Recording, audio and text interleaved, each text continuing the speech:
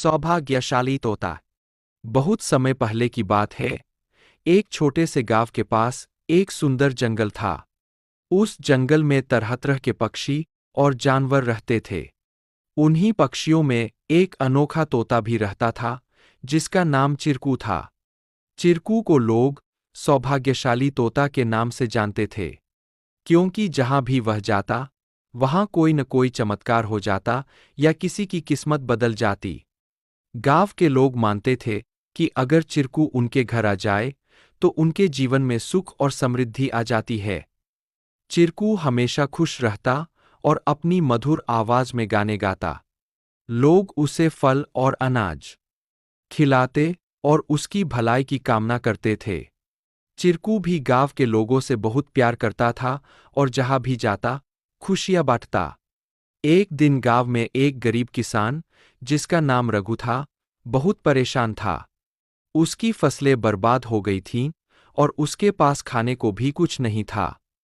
वह दिन रात मेहनत करता, लेकिन किस्मत उसका साथ नहीं दे रही थी। एक दिन रघु ने गांव के लोगों से चिरकू के बारे में सुना और सोचा कि शायद यह सौभाग्यशाली तोता उसकी भी मदद कर सकता है। रघु ने तय किया कि वह चिरकू से मिलकर अपनी किस्मत बदलने की विनती करेगा। अगले दिन वह जंगल की ओर चल पड़ा और चिरकू को खोजने लगा। बहुत ढूंढने के बाद उसे चिरकू एक पेड़ की डाल पर बैठे हुए मिला। रघु ने बड़े ही आदर के साथ कहा। चिरकू ने रघु की बातें ध्यान से सुनी और उसकी आंखों में दया उमड़ आई।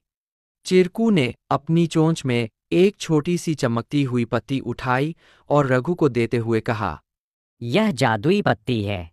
इसे अपनी जेब में रख लो और जब तुम अपने खेत में काम करने जाओ तो यह पत्ती तुम्हारी किस्मत बदल देगी।